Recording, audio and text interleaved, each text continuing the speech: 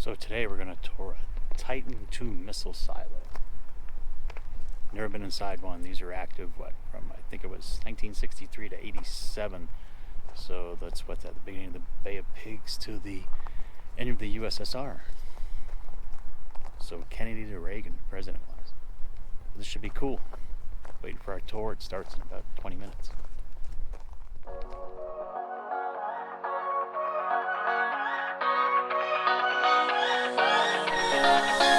I don't wanna stay here, no.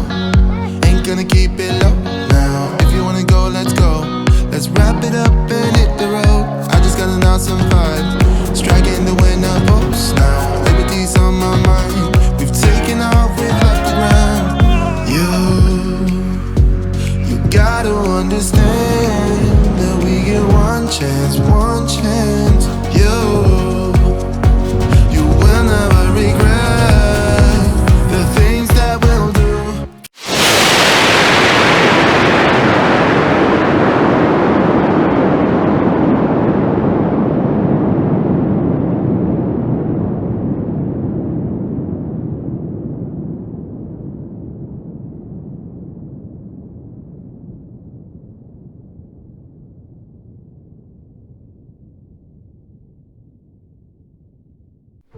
All right, folks, excuse me, you've come down 55 steps. You are now 35 feet below the ground.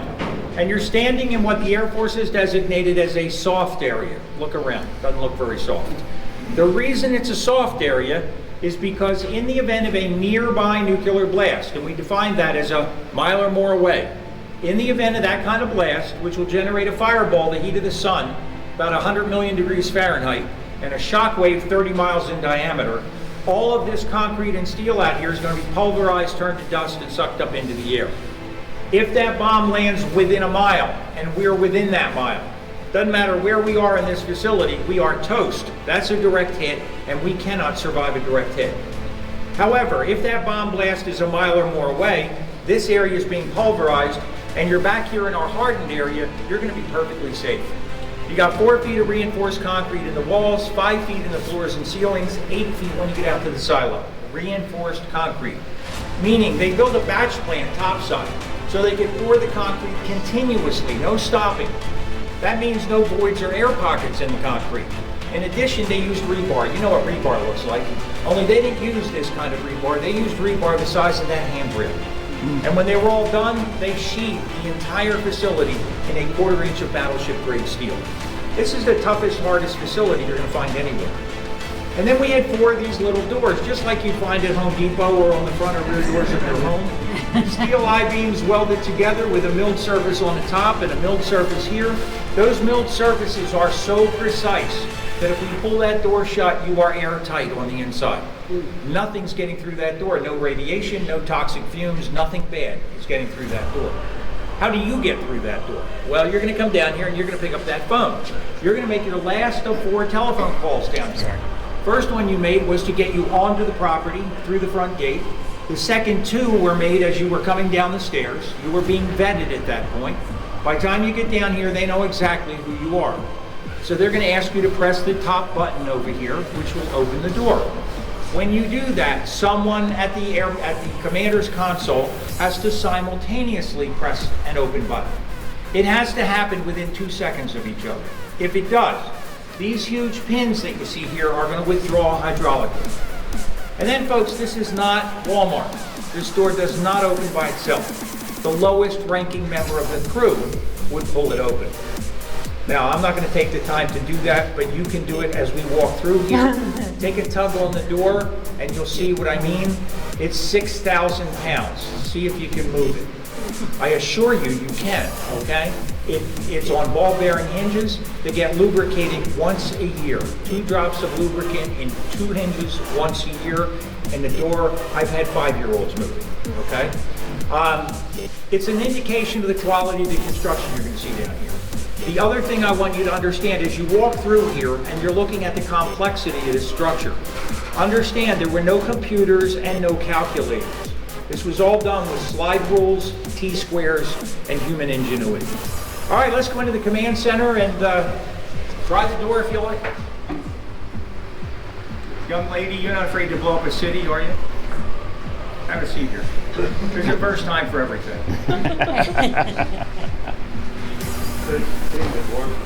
How about you back there? You're not afraid to go up the city, are you? No. Would you sit over here?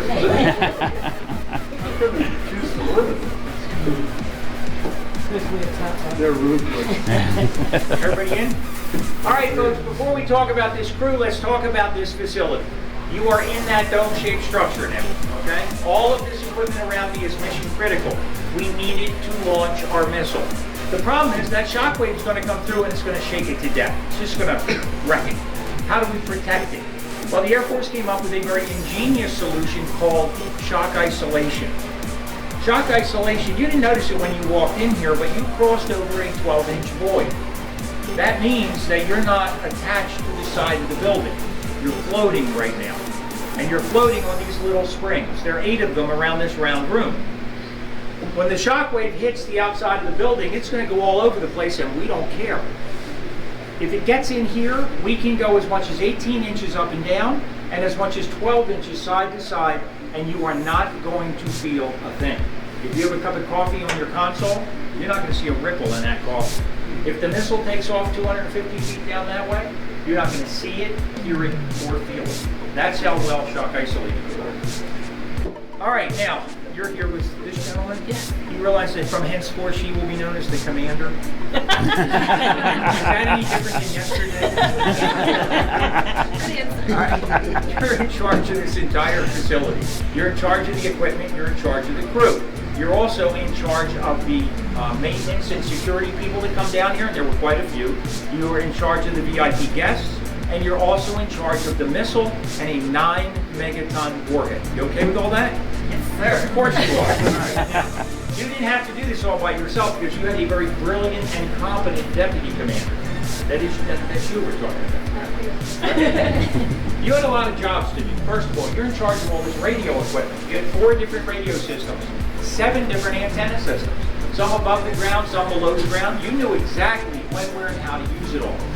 You're also the communications officer. Very important. You have to understand that back then, we didn't have radio or TV down here, and we didn't have people knocking at the door delivering messages. All of the messages came over these squawk boxes, and they were all coded. So until you decoded them, we had no idea what they meant. All right? You're also the safety officer, and at this point you should be saying, well, wait a minute, what does she do? Well, she's the captain. We all know what captains are like, right? Captains think a lot, and then what do captains do the best? Delegate. They delegate, exactly, okay? Unfortunately, you're the delegate all right? You're the safety officer, so you're going to take your 1963 grease pencil and you're going to write the names and location of everybody down here. And you might say, well, they're all right here. Well, there's 3 levels here. There's 9 levels at the silo. People can be all over the place. It's very important that you always know where they are, because if something bad happens, it's up to you to find them and bring them to safety. Lastly, you're in charge of this clock. That's an 8-day wind-up chronometer. Finest timepiece of its day. We didn't use electric clocks. They weren't accurate enough. We used these chronometers. You would come down here on a Sunday morning and you would wind that clock. Whoever followed you the following Sunday would wind it again. However, every 2 hours after you wound that clock, you're going to call the atomic clock near Boulder, Colorado, and you're going to synchronize your clock with the atomic clock so that you're never off by more than 1 second. You have all your jobs down now? Okay, you'll be quizzed on them later. All right, all right, this is a 24-hour military clock. This is Green Valley local time. This is also a 24-hour military clock. This one's on Greenwich Mean Time. Captain, deputy, this is your lunch clock. This is your launch clock. Don't confuse them. The launch clock is on Greenwich Mean Time. All right, Greenwich Mean Time makes it easy for you, Captain, for a lot of reasons. First of all, it starts at the 0 meridian, where the time zones go around the world. Because it's at the 0 meridian, the military calls it Zulu time. Every military installation on the planet and the International Space Station are all on Zulu time. So, Captain, if you tell us you're going to launch your missile at 4 o'clock Zulu time, what time is it in the Soviet Union Zulu time? 4 o'clock. Exactly. What time is it in China? 4 o'clock. How about the Canary Islands? 4 o'clock. She's brilliant. That's why she's the captain. Okay? It's the same everywhere, so everybody knows exactly what you're doing. Now, somebody told me last night that you got a little tipsy. I'm not telling you who told me. He said that you were a little tipsy. You came in this morning and you were a little groggy, and you said, I'm going to launch my missile at 4 o'clock Green Valley time. You just created chaos across the globe. People are running around saying, whoa, wait a minute, what's going on here? What time zone are we in? Is that daylight savings time? Is that AM or PM? It would be a nightmare. The military only maneuvers in Greenwich Mean or Zulu time. All right, now I want to take you both back to 1963, and I know you're not old enough to remember that, but give me your best indication, your best guess, as to how old the captain and the deputy would have been in 1963. And remember, they were in charge of this strategic nuclear launch facility. So how old do you think they were? 20. 20? You agree with that? 25, 30. I like 30 better. They were the captain and the deputy were between 20 and 25. Okay? The enlisted people that were helping them were between 18 and 22. These were extremely young crews with a lot of extraordinary responsibility. Let me ask you another question. 1963, would either of you be sitting in these seats, and don't tell me you weren't old enough or you hadn't been born yet? Why else? Not. No. Why not? All the females. Because you're a female, okay? Women weren't allowed down here in 1963. This was an all-boys club. No women allowed down here from 1963 to 1978, 15 years. It literally took an act of Congress. Okay, Congress passed a law in 1978 that said that women can serve in designated combat positions in the military. This was the first designated combat position for women in the military. So after 1978, it was not unusual for female members of the crew to have female members of the crew, and it also was not unusual to have all-female crews. Times were changing. All right, let's talk about those 18 to 22-year-olds. I love those guys because they remind me of me when I was 18. And I'm sure will remind you. You remember when you were 18, right? You didn't have to learn anything else because you already knew everything. All right? And you knew everything until you got to be, I don't know, 20, 25, and then maybe you thought, maybe I didn't know so much when I was 18. Well, we've got 18-year-olds down here. What could they possibly be doing? Well, the first one was the MFT, the Missile Facilities Technician. That person was in charge of the facility. Okay? Heating, cooling, lighting, hydraulics, pneumatics. The missile had to be kept at 60 degrees Fahrenheit or the fuel would burn off. Some 18-year-old was managing all that and doing it very well. The fourth person on the crew was also 18 to 22, and that person was the BMAT, the Ballistic Missile Analyst Technician. That person had at least a year of Air Force electronics training, and as a result knew everything there was to know about the missile. If you pressed a button, if you flipped a switch, if you turned a dial and something didn't happen, it was up to the BMAT not only to explain to you why it went wrong, but he or she also had to explain to you how to fix it. And he or she did not have the luxury of calling Apple support for help. They needed to know the answers. These were very bright, very qualified people down here. Now, did you ever have any fun down here?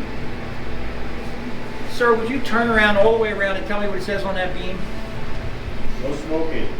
No smoking beyond that point. What's that? An ashtray. Cigarette lighter. It's an ashtray. Okay? You don't remember when they used to be in automobiles, all right?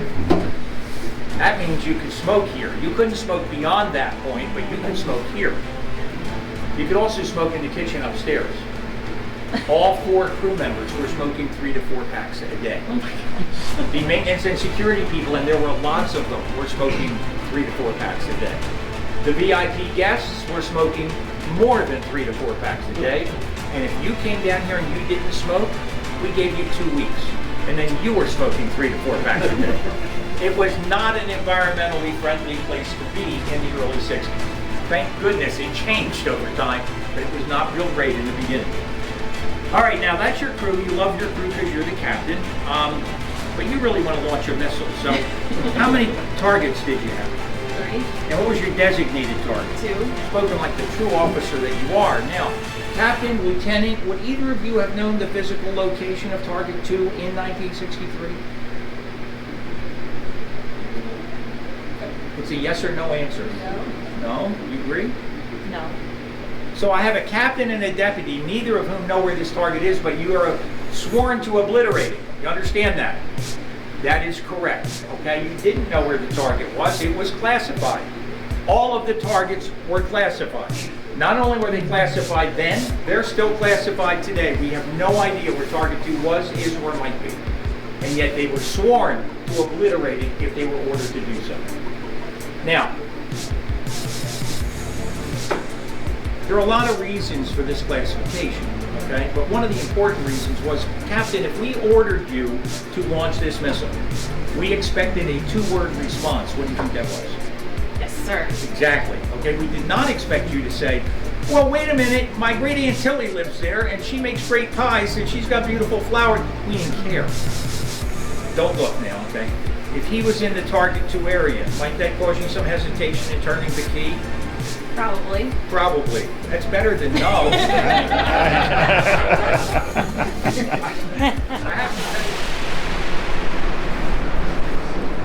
It's all the pistons holding this whole walkway up.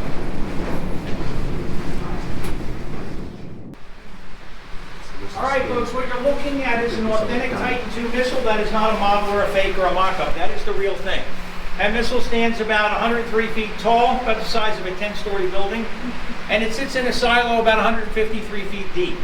And the question you should be asking yourself is, how in the heck did the Air Force ever believe for a moment that they could take this out of this silo and send it 6,300 miles and hit a target? Well, they tested them. They took 51 of these missiles without warheads, and they shot them off the coast of California from Vandenberg Air Force Base. And they shot them at a little lagoon off in the Marshall Islands, about 3/4 of a mile in diameter, about 6,300 miles off the coast. 87% of the time, they hit the lagoon dead on. Every time we did a test, every time, there were Soviet fishing trawlers floating around. And people said, why don't we cordon the area off? What's going on? Why aren't we letting them see what we're doing? And the answer was, we invited them. We wanted them to know that we had the weapon. We wanted them to know that it worked. And we wanted them to know that we had the resolve to use it if necessary. The Soviets at the time had larger payloads. Their payloads were upwards of 25 megatons. Ours was only 6. The problem with the Soviets is they had very poor accuracy. If they aimed a missile at Los Angeles, they'd have been lucky to hit El Paso. And they knew it. They knew that. The guys in the fishing vessels knew it. So you can imagine what the conversation was like as they went back and forth. We could fire against the Americans. They're going to fire right back against us, and they've got better accuracy.